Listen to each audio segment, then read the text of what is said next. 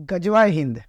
गजवा हिंद शब्द को कैसे यूज़ करके लोगों को आतंकी बनाया जा रहा है, कैसे लोगों का ब्रेन वॉश करके उन लोगों को मैनिपुलेट करके कैसे आतंकी बनाया जा रहा है, कितने माँ की कोख खाली हो जाता है इसमें।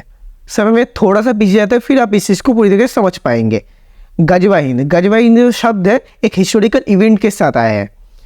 ये 1712 एडी में जब मोहम्मद बिन कासिम उमैयद कैलिफेट के सेना के साथ जब इंडिया में अटैक किया, सिंध प्रोविंस में राजा दाहिर को हरा के मुस्लिम रूल स्टैब्लिश करना था। और ये सिंध का है, आज के प्रेजेंट डे पाकिस्तान में सिंध प्रोविंस आता है। इस अटैक के बाद भारत के इतिहास और कल्चर में बहुत ही गहरा प्रभाव पड़ा था। तब से ही हिंदू और मुस्लिम कल्चर आमने सामने, तभी से स्टार्ट हुआ धर्म परिवर्तन का खेल। लेकिन कासिम का एक ही मकसद था, इंडिया को पूरी तरीके से लूट के इस्लामिक इन्फ्लुएंस को स्टैब्लिश करना। हदीथ के अकॉर्डिंग गजवा के मीनिंग पहले समझते हैं। प्रॉफिट मोहम्मद ने जब अपने इस्लामिक एनिमीज के ऊपर कैंपेन चलाया था, उसको गजवा कहते थे। अकॉर्डिंग टू 5 डे हदीथ, गजवा हिंद का मीनिंग था जब गॉड धरती पे आएंगे, इस्लाम के फॉलोअर्स को 2 ग्रुप ऑफ लोगों से बचाएंगे। एक है गजवा अल हिंद जो आज का रशिया को दर्शाता है, और दूसरा है ज्यूज ग्रुप जो आज के वेस्ट को दर्शाता है, जो कि अमेरिका, कनाडा हो गया। ये सब पास्ट हदीथ क्यों बोला था, अब आपको समझ में आएगा मेन गेम क्या है। मोहम्मद कासिम के शासनकाल में जो कैलिफेट उमैयद थे, जिसके सेना लेके मोहम्मद कासिम ने भारत के अटैक किया था, उस उमैयद कैलिफेट ने हदीथ को फिर से लिखवा के गजवाए अल हिंद शब्द जो है, इस शब्द को चेंज करके भारत को एनिमी के रूप में दिखाया गया था, ताकि मोहम्मद कासिम के पास एक रीज़न हो सके वो क्यों भारत पे अटैक किया था। और हदीथ को आप जानते हो, हदीथ में जो शब्द लिखा हुआ है वो शब्द प्रॉफिट मोहम्मद के शब्द है। अब मेन पॉइंट पे आते हैं।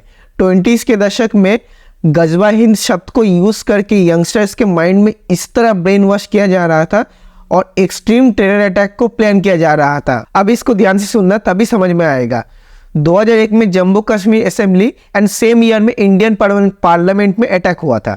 2019 में पुलवामा अटैक एंड 2016 में यूडी अटैक और पठानकोट एयरबेस अटैक हुआ था। बेसिकली इन सब अटैक के पीछे जिहादी ऑर्गेनाइजेशन था।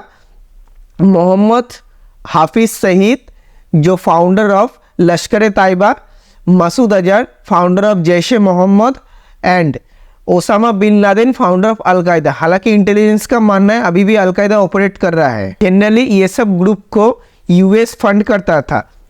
यूएस के secret agency CIA, NIA and Pakistan के ISI इन सब ग्रुप को ट्रेनिंग दे के वेपन प्रोवाइड करके आतंकी बनाया जा रहा था और ये सब अटैक हो रहा था।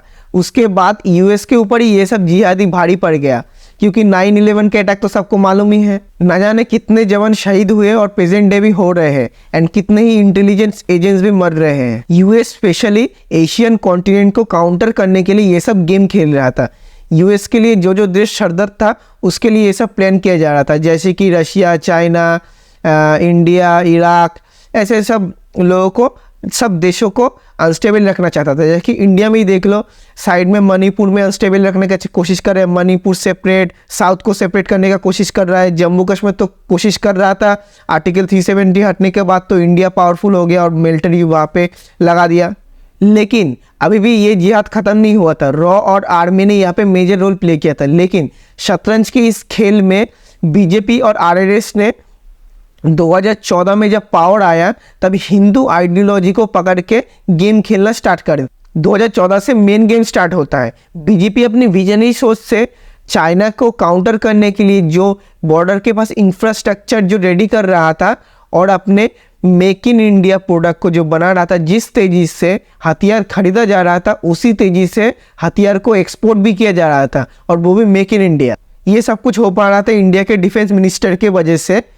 और जो जिस तेज़ी से जो डिफेंस का बजट बढ़ाया जा रहा था और जिस तेज़ी से डिफेंस की पॉलिसी चेंज किया जा रहा था, और भी उसी तेज़ी से फॉरेन पॉलिसी भी चेंज किया जा रहा था। और एस जयशंकर सर ने इस फॉरेन पॉलिसी को चेंज करके इंडिया को ग्लोबल लीडर बना रहा था। और पाकिस्तान के ISI आज भी पूरे इंडिया में स्पेशली बच्चों को और इनोसेंट यंग जनरेशन को पूरी तरीके से मैनिपुलेट करके, ब्रेन वॉश करके आज भी आतंकी बनाया जा रहा है। इंडिया में कोने कोने में ये सब हो रहा है।